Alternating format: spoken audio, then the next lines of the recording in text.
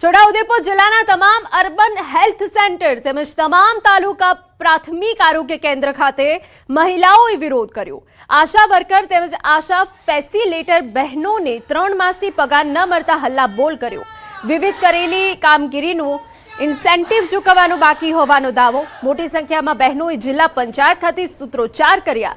જિલ્લા આરોગ્ય અધિકારીને રજૂઆત કરી। પંચાયત ખાતે હાય હાયના નારા સાથે સૂત્રોચ્ચાર કરી જિલ્લા પંચાયત આરોગ્ય અધિકારીની ચેમ્બરની બહાર ધરણા પર બેસી જિલ્લા આરોગ્ય અધિકારીને રજૂઆત કરી હતી। વહેલી તકે પગાર ચૂકવવામાં આવે તેવી માંગ કરી હતી અને જો પગાર ચૂકવવામાં નહીં આવે તો આગામી દિવસોમાં આંદોલનની ચીમકી પણ ઉચ્ચારી। બે 4 વર્ષથી બાકી છે। શરમ કરો, લાજી મરો। તમારી આટલી હદે લાલિયાવાડી ના હોય, બહેનોને ચૂકતે કરો, તાત્કાલિક પગાર વધારો અને પગાર જો નહીં ચૂકવવામાં આવે કે થોડા દિવસમાં જ પોલિયો આવી રહ્યું છે તો પોલિયોની કામગીરી ના છૂટકે પોલિયો મુક્ત ગુજરાત કરવાવાળી બહેનોએ બહિષ્કાર કરવો પડશે। બધા બહેનો અહીંયા ભેગા થયા છે અને અમારી 3 મહિનાની કામગીરીનો પગાર બધા ચૂકતે કરી દે। એનઆરએચએમનું જે બજેટને ધ્યાનમાં રાખીને આપણે છેલ્લા લગભગ ગુજરાત સરકારથી ગ્રાન્ટના અભાવે અમને એ ગ્રાન્ટ સુપ્રત કરવામાં ન આવેલી હતી, એટલે એ દરમિયાન એમનું ચૂકવણું હાલ પૂરતું બાકી હતું, પણ એ હમણાં ગ્રાન્ટ અમારી પાસે ઉપલબ્ધ થઈ હતી। અમે હાલમાં એની કાર્યવાહી ચાલુ કરી દીધી છે અને જે તે તાલુકાનું જે કંઈ પેન્ડિંગ અમાઉન્ટ છે અમે તાત્કાલિક ધોરણે એને ચૂકવણું કરી દેવામાં આવશે। બનાસકાંઠાના પાલનપુરની ચાણક્યપુરી પ્રાથમિક શાળાને ખાનગી ટ્રસ્ટને સોંપવાના 24 વર્ષ જૂના સરકારી હુકમ સામે ભારે વિરોધ ફાટી નીકળ્યો।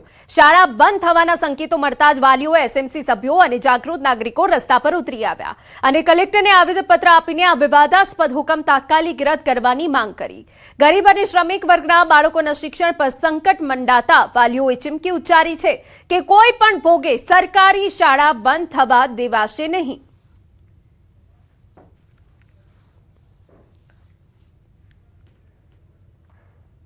શિશુ મંદિરથી મોર્નિંગ થિયેટર આગળના અભ્યાસ સુધીમાં સરકારી ખર્ચો બંધ થશે, સરકારી એડમિશન બંધ થશે અને લાખોનું જે ફી ધોરણ છે એ લોકો આપી શકશે નહીં।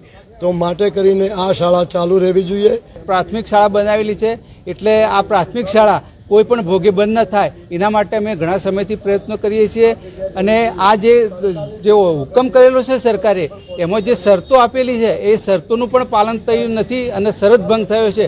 એટલે અમારો મુખ્ય મુદ્દો એ છે કે ભાઈ આ જે શરત ભંગ થયો છે એને ગણી અને આ જમીન છે એ સરકાર હસ્તક પરત લેવામાં આવે કે અમારી 50 વર્ગની છાત્રાલયની શાળા ચાલવી જોઈએ અને બાળકોને ભણાવવા વગર એડમિશન કાલથી શરૂ થાય એવી ડીપીઓ સાહેબને પણ વિનંતી કરીએ છીએ।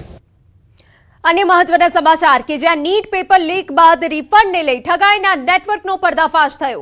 સાયબર ક્રાઇમે બહારથી એક આરોપીની ધરપકડ કરી। વેબસાઇટમાં રહેલી ટેકનિકલ ખામીનો લાભ ઉઠાવી આ ગઠિયાએ રૂપિયા બારોબાર ચાઉ કરવાનો પ્રયાસ કર્યો। વિદ્યાર્થીઓને મળવાના 1700 રૂપિયા પોતાના અથવા પરિચિતના એકાઉન્ટમાં ટ્રાન્સફર કરાવતો। ઉમેદવારોના પોર્ટલ એકાઉન્ટ પર બ્રૂટ ફોર્સ એટેક કરી પાસવર્ડ હેક કરતો અને એકાઉન્ટમાં લોગિન કરી ઉમેદવારોનો પાસવર્ડ બદલી નાખતો। પાસવર્ડ બદલ્યા બાદ ઉમેદવારોના રિફંડ માટેની બેંક માટેની વિગતોમાં ફેરફાર કરતો, જેથી એનટીએ દ્વારા વિદ્યાર્થીઓને મોકલવામાં આવતા રિફંડની રકમ સીધી જ આરોપીના બેંક ખાતામાં જમા થતી। આરોપી 150 થી વધુ વિદ્યાર્થીઓના રિફંડ માટે પોતે જ રજીસ્ટ્રેશન કરાવ્યું હોવાનું તપાસમાં ખુલ્યું। પોલીસે આરોપીના રિમાન્ડ મેળવી વધુ તપાસ હાથ ધરી। સાથે જ એનટીએ પણ પોતાની સુરક્ષામાં ફેરફાર કર્યો। જ્યારે સ્ટુડન્ટનો એક લોગિન આઈડી હોય છે, પાસવર્ડ હોય છે, પરંતુ જ્યારે આ ફોરગેટ પાસવર્ડ કરવામાં આવે ત્યારે એનો 2-3 સિક્યોરિટી ક્વેશ્ચન પૂછવામાં આવતા હતા અને બહુ આસાન તરીકે ક્વેશ્ચન હતા કે ભાઈ ફેવરેટ કલર, ફેવરેટ સ્પોર્ટ્સ। તો આ લોકો બ્રૂટ ફોર્સથી જેને આપણે કહીએ કે વારંવાર પાસવર્ડ્સ ટ્રાય કરતા હોય, આ સોफ्टवेयर मदद ट्राई करता था। मैं आप सबसे यही अनुरोध करूंगा कि आप मीडिया के माध्यम से ये बताइए कि इस बार जो नीट होने वाली है वो हाई सिक्योरिटी फीचर्स जो भी बेस्ट हम लोग कर सकते हैं वो गवर्नमेंट के सपोर्ट से हमने किया है और जो एग्ज़ाम कंडक्ट होगा वो एकदम फेयर एग्ज़ाम कंडक्ट होगा। तो बच्चे किसी भी इन टाइप की चीज़ों में जो नेगेटिव चीज़ें हैं, टेलीग्राम चैनल्स, इंस्टा चैनल्स, ये सबको ज़्यादा इम्पोर्टेंस ना दे और अपनी पूरी मेहनत से जो एग्ज़ाम है उसको अच्छे से સોશિયલ મીડિયા પર રીનીટ પરીક્ષાના નામે વિદ્યાર્થીઓ સાથે છેતરપિંડી કરનાર 2 આરોપીની સાયબર ક્રાઇમે ધરપકડ કરી.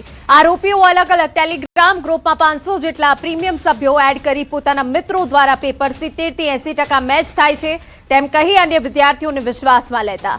ત્યારબાદ તેમની પાસેથી રૂપિયા પડાવતા. આરોપીઓએ છેલ્લા 1 વર્ષમાં 1000થી વધુ વિદ્યાર્થીઓ પાસેથી 1.50 કરોડની છેતરપિંડી કરી હોવાનું સામે આવ્યું. આ ઉપરાંત આરોપીઓના બેંક એકાઉન્ટની તપાસ કરતા વધુ 12 જેટલી ફરિયાદો પણ થઈ હોવાનું જણાવાયું.